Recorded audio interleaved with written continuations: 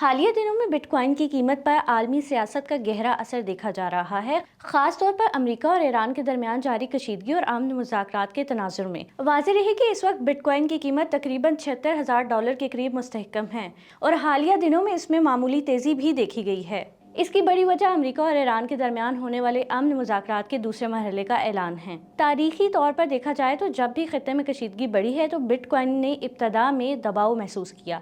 मिसाल के तौर पर फरवरी 2026 में कशीदगी के दौरान कीमत $60,000 तक गिर गई थी, जबकि अप्रैल के आगाज में सीज फायर की खबर पर ये अचानक ऊपर गई और तकरीबन $73,000 तक पहुंच गई। पहले मरहले के मुज़ाकरात के बाद जब कोई मुआहिदा ना हो सका तो मार्केट में खौफ बढ़ा और बिटकॉइन दोबारा नीचे आकर तकरीबन $70,000 के करीब आ गया। यही वजह है कि अब दूसरा मरहला सरमायाकारों के लिए इंतहाई अहम समझा जा रहा है।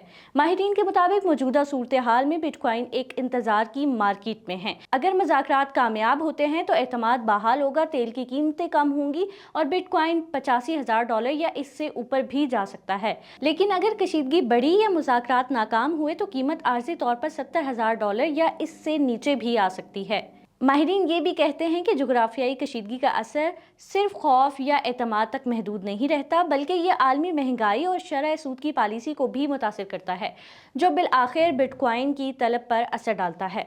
खुलासा ये है कि बिटकॉइन इस वक्त एक हसास मरहले में है, जहां हर सियासी खबर इसकी कीमत को तेजी से ऊपर या नीचे ले जा सकती है और आइंदा रुझान मुकम्मल तौर पर मुज़ाकरात के नताइज पर मुनहसर होगा। मज़ीद खबरों और अपडेट्स के लिए विजिट कीजिए vnews.pk।